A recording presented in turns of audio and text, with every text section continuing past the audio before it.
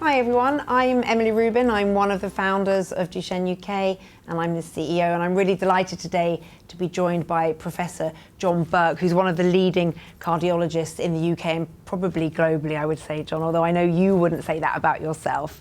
Just talk to me about what you do. So I'm a clinical cardiologist, and for about 20 years or more I was involved in a clinic run specifically for patients with muscular dystrophy who had a cardiac implication of their condition. So I'm now mostly in research and I'm no longer clinically active, but very keen to see the agenda for muscular dystrophy cardiac work advanced. I mean, cardiac care is so important in Duchenne. Just quickly describe how Duchenne muscular dystrophy affects the heart. So we're all familiar with the way progressive muscular weakness of arms and legs happens in Duchenne dystrophy, but a lot of people don't realise that the heart is also a muscle. And from the very beginning, the heart cells within the muscle of the heart are vulnerable to day-to-day injury. And essentially over time, that damage accumulates and the amount of inflammation and destruction of the heart progresses to a point where it weakens the heart. And we now realise that as survival improves in Duchenne dystrophy for multidisciplinary care, the heart now becomes a critical determinant of survival. Now, there is some good news. There are some medications available which are prescribed off-label, i.e. they weren't developed for Duchenne, but they can help in Duchenne. So there are treatments people can take. Can you just talk me through those? Yes, essentially there's a well-trodden path of medications for heart muscle weakness conditions, and people after heart attacks get a whole range of heart medications. And these medications are equally effective in modifying the course of heart involvement in Duchenne dystrophy.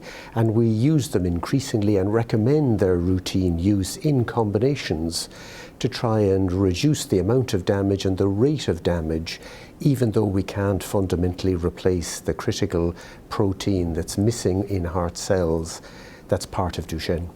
So you've been working very closely with us and with my co-founder Alex on the DMD Care UK programme, where you've developed a series of guidelines in collaboration with other cardiologists in the UK. And patients can access all of these guidelines on our website, on the DMD Care UK website. What hope do you have, John, for treatments being developed specifically for the Duchenne muscular dystrophy heart? Well, the main purpose of the review and the guidance that we published was really an adaptation of internationally generated guidance, which I was involved in years previous to that.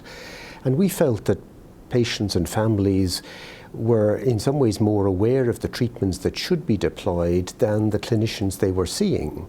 And so we wanted to adapt the guidance with UK patients, patient support groups and cardiologists to improve the standardization of care so that it wasn't a postcode lottery where you got treatment in some places but didn't get it in others. And we wanted to reduce the barriers and reduce the thresholds for using the combination therapies which were shown to work. And how can patients access that information? Well, the information is published in an open access journal, the Open Heart Journal. It's a BMJ family of journals.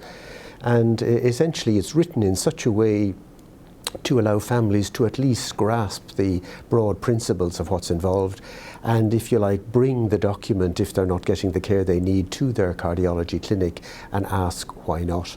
So it was designed both for clinicians on the one hand, cardiologists in particular, but also to empower parents and families to encourage them to ask for treatments they felt they should be getting and weren't.